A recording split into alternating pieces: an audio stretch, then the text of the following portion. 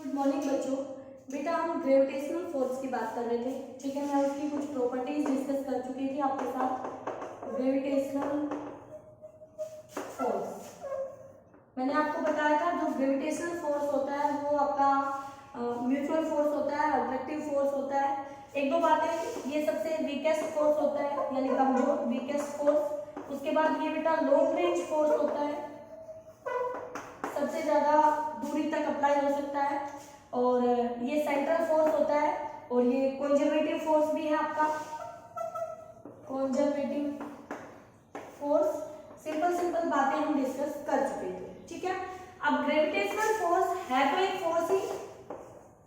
अगर एक बॉडी के नियर बाई बहुत सारे ऑब्जेक्ट हो, बहुत सारी बॉडीज हो, तो उस एक बॉडी के ऊपर बहुत सारे फोर्सेस लगेंगे, तो उस बॉडी पर टोटल फोर्स हम कैसे निकालेंगे? तो उसके लिए आता है हमारे पास सुपरपोजिशन प्रिंसिपल। तो देखिए बेटा क्या कहता है सुपरपोजिशन प्रिंसिपल। सुपरपोजिशन प्रिंसिपल हमें किसी गिवन बॉडी पर नेट फोर्स फाइंड आउट करने के काम में आता है, यानी नेट फोर्स फाइंड आउट करने के लिए हम सुपरपोजिशन प्रिंसिपल का यूज करते हैं जब हमारे पास दो से ज्यादा बॉडीज हो। जब हमारे पास दो से ज्यादा बॉडीज हो तो वो क्या कहता है कि नेट फोर्स जो होता है वो वेक्टर सम होता है इंडिविजुअल फोर्सेस का, ठीक है। इंडिविजुअल फोर्सेस किसका? बिटवीन टू बॉडीज, एक जो आपकी बॉडी वो है और अदर जो उसके चारों तरफ प्रेजेंट है, ठीक है। कैसे? जैसे मान लीजिए एक बॉडी है, इसका मास m0 है, ये और कोई बॉडी है, इसका मास m2 है, सॉरी m1, ये मास m1 और इसको m2 ले लो। इसी तरह से ये m3, ओके। ऐसे बहुत सारी बॉडीज आ जाएंगे हमारे पास। तो बेटा इन दोनों के बीच का जो डिस्टेंस है वो r01, ये r02, ये r03, ऐसे हम डिस्टेंस ले सकते हैं, बिल्कुल ले सकते हैं। अब m1 बॉडी इस बॉडी को अपनी तरफ खींचेगी F01 फोर्स से, m2 बॉडी m0 को अपनी तरफ खींचेगी, सेंटर से सेंटर मिल रहा है ना, F02 फोर्स से। m3 बॉडी इसको अपनी तरफ खींचेगी 03 फोर्स से। तो m0 बॉडी पे नेट फोर्स, टोटल फोर्स क्या होगा? तो बेटा F नेट क्या आएगा?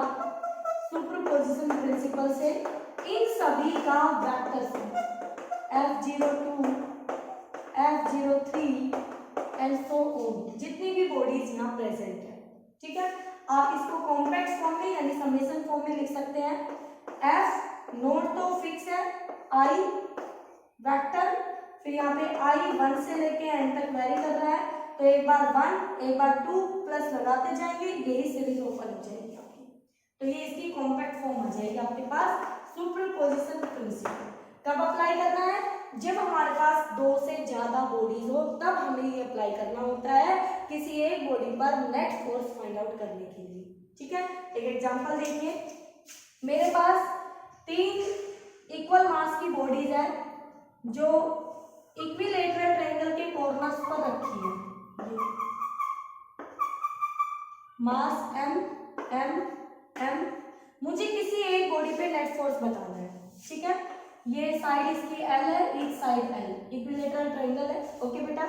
तो हमें पता है एंगल सारे इक्वल होंगे, 60 डिग्री 60 डिग्री 60 डिग्री, ठीक है। इसको A B C नाम मैंने दे दिया। तो मैं फाइंड आउट करूंगी, find F net at C point, ठीक है। C पॉइंट पर जो बॉडी रखी है उस पर नेट फोर्स मुझे निकालना है। तो बेटा सबसे पहली बात, जो फोर्स हम देख रहे हैं वो एक अट्रैक्टिव फोर्स है, तो ये मास इस मास को अपनी तरफ अट्रैक्ट करेगा, तो फोर्स ऐसे देगा। तो इस फोर्स को मैं ऐसे लिखने वाली हूँ FCB, ठीक है।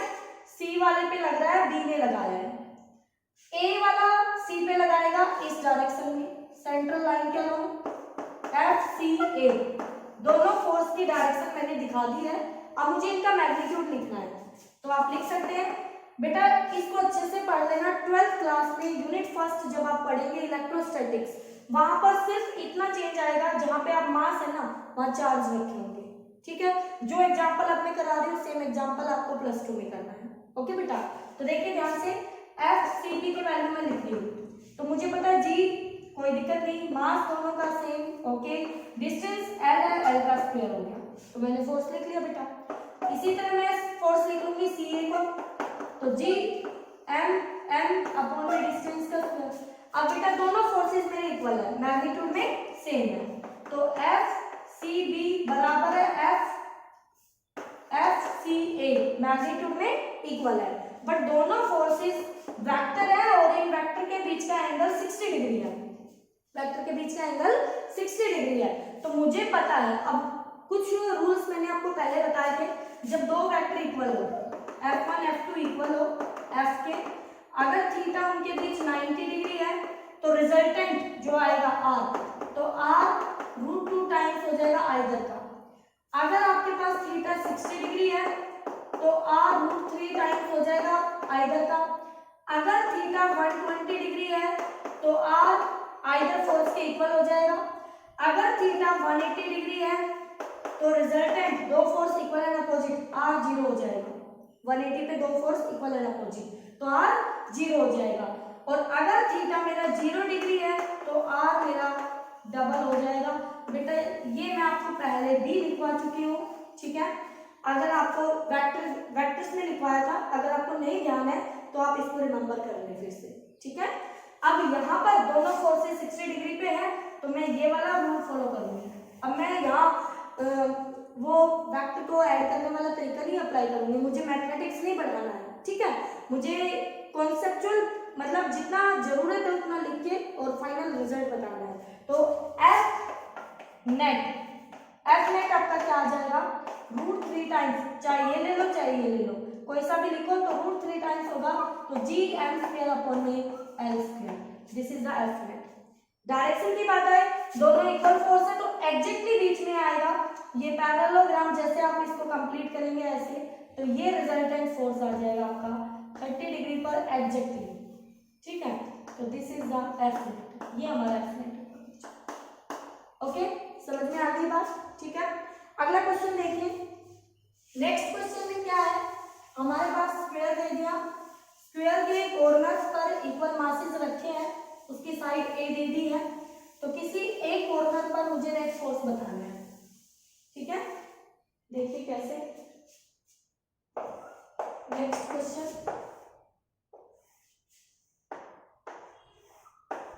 ए okay, A B C D, mass M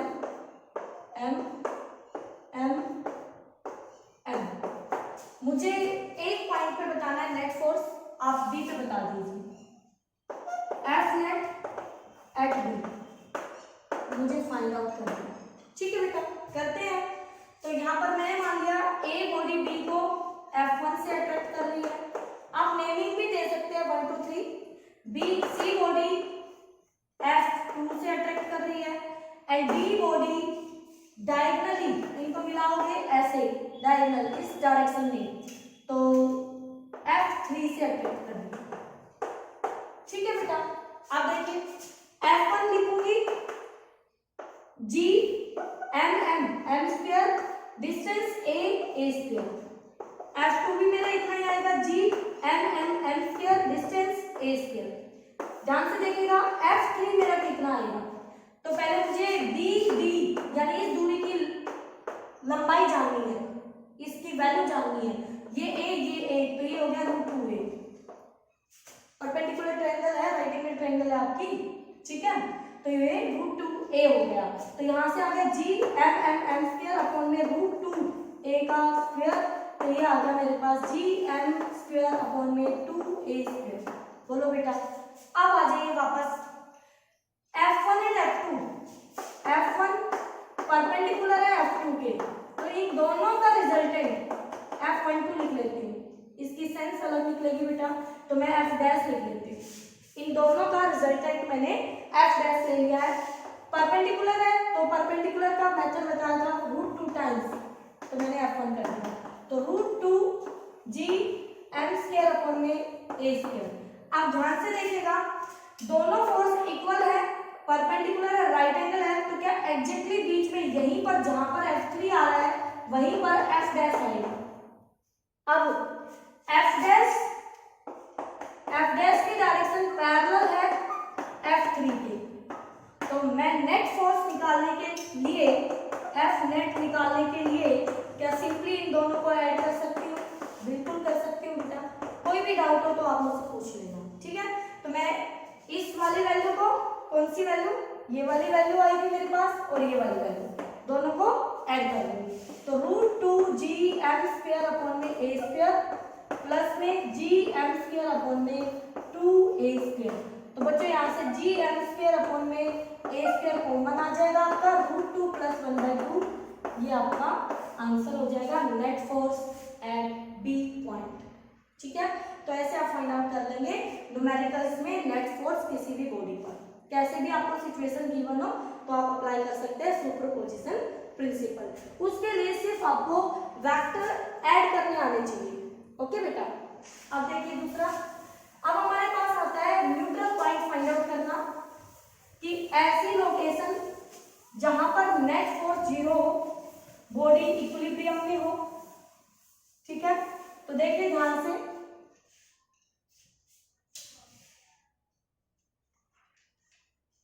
ये देखो बेटा, न्यूट्रल पॉइंट या इक्विलिब्रियम पोजीशन फाइंड आउट करनी है। अब देखो बेटा, पहली कंडीशन मैं लेती हूँ, फर्स्ट कंडीशन, जिसमें मेरे पास दोनों बॉडी इक्वल मास की है, ये भी m की है और ये भी m की है, ठीक है। तो ये कहता है कि दोनों बॉडी, ये दोनों बॉडीज रखी है, मुझे कोई ऐसी लोकेशन ढूंढनी है थर्ड बॉडी के लिए जिससे उस बॉडी पर F नेट 0 हो। इक्विलिब्रियम पोजीशन का मतलब होता है बेटा F नेट 0। तो मुझे ऐसी पोजीशन ढूंढनी है यहाँ पर जिसकी वजह से नेट फोर्स 0 हो उस बॉडी पर। तो देखिए, अगर मैं, ये दोनों बॉडी सेम मास की है तो वो पॉइंट मुझे एग्जैक्टली मिड में मिलेगा। क्यों मिलेगा, देखिए ध्यान से, ग्रेविटेशनल फोर्स होता है G m1 m2 अपॉन में डिस्टेंस का स्क्वायर, ठीक है। अब मान लीजिए मैंने, ये पॉइंट A है, ये पॉइंट B है, और वो इक्विलिब्रियम पॉइंट मैंने यहाँ C पॉइंट ले लिया जहां पर मैं कोई बॉडी m मास की लेके आऊंगी, ठीक है। तो देखिए, ये मास इस मास को अपनी तरफ खींचेगा, इधर खींचेगा F1 फोर्स से, ये मास इस मास को अपनी तरफ खींचेगा F2 फोर्स से। तो बेटा F नेट होने के लिए पहली कंडीशन होती है कि मैग्नीट्यूड सेम होना चाहिए, मैग्नीट्यूड इक्वल होना चाहिए दोनों फोर्सेस का। दूसरी कंडीशन होती है दोनों की डायरेक्शन अपोजिट होनी चाहिए, डायरेक्शन अपोजिट होनी चाहिए दोनों फोर्सेस की, ये कंडीशन है।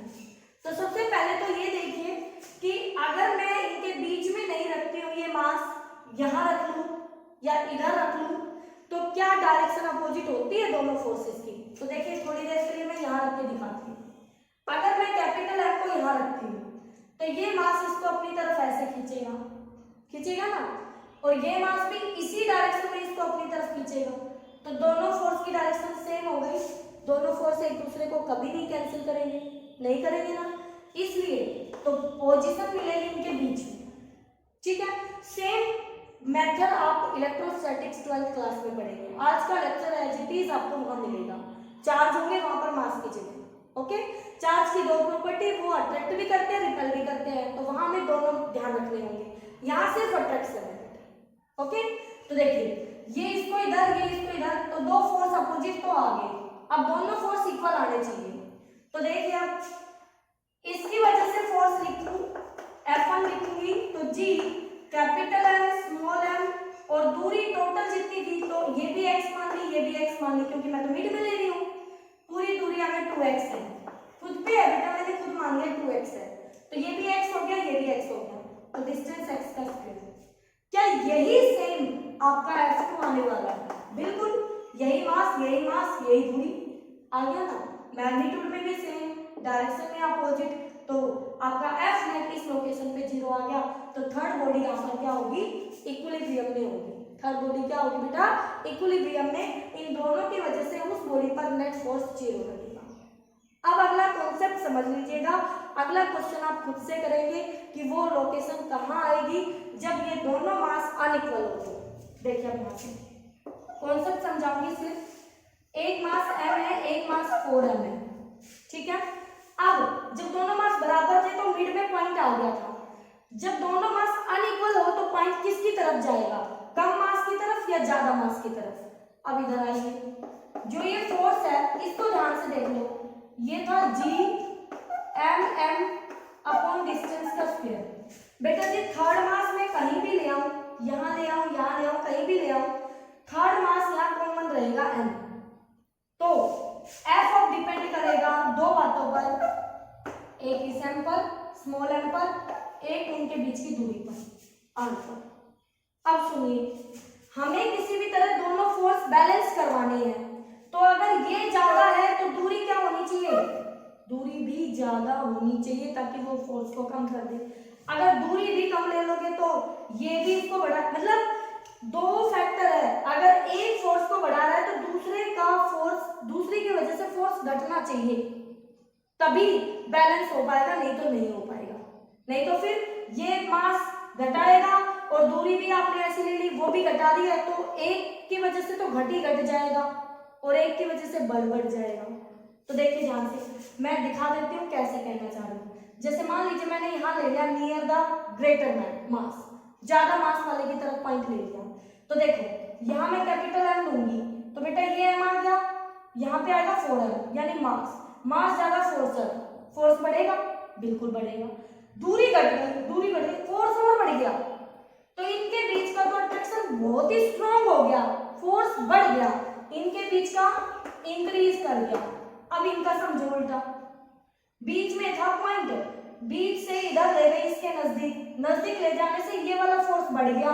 चलो ठीक है आगे देखते हैं, मास घटा फोर्स घटा, दूरी भी आपने बढ़ा दी, पहले से दूरी बढ़ गई, पहले बीच में था अब उससे दूर ले गया, इस केस में पास ले गए थे, घट रही थी, तो बीच वाले पॉइंट से यहां से, भाई पहले बीच में मिला था ना पॉइंट, तो बीच वाले पॉइंट से दूर ले गए तो दूरी बढ़ गई, फोर्स भी घट गया, इसकी वजह से आपका फोर्स घट गया, तो इनकी वजह से डिक्रीज हो गया। अब एक बढ़ गया एक घट गया, कभी बैलेंस होगा, नहीं होगा। अब इधर सोचिए, यहाँ ले आइए छोटे वाले के नजदीक, अब समझिए छोटे वाले के नजदीक लाए तो ये मास जब हम यहाँ लेके आएंगे तो यहाँ पर इन दोनों के बीच, भाई मास घटा तो फोर्स घटा, बट दूरी घटी तो फोर्स बढ़ा, तो कंपनसेट हो गया ना, एक फैक्टर ने घटाया दूसरे ने बढ़ा दिया। चलिए अब इनकी सोचिए, सेम रही ना बात, कोई फर्क नहीं पड़ा, एक ने बढ़ाया एक ने घटाया। ओके अब समझिए, मास बढ़ गया तो फोर्स बढ़ गया, दूरी बढ़ गई तो फोर्स घट गया, मास से बढ़ाया दूरी में घटाया, फिर से सेम हो गई ना बात। इसका मतलब जब हमारे पास अनइक्वल मासेस हो तो न्यूट्रल पॉइंट हमेशा छोटे वाले के नजदीक मिलेगा। ठीक है बेटा, तो ये कितनी दूरी पर मिलेगा, यहाँ से कितनी दूरी होगी या बड़े वाले से कितनी दूरी पर होगा, ये आपका टास्क है, आप खुद करेंगे इसको। ठीक है बेटा, तो यहाँ तक आप कर लेना, बहुत ही अच्छा टॉपिक है, इंटरेस्टिंग टॉपिक है, कोई भी डाउट हो तो पूछ लेना। ओके।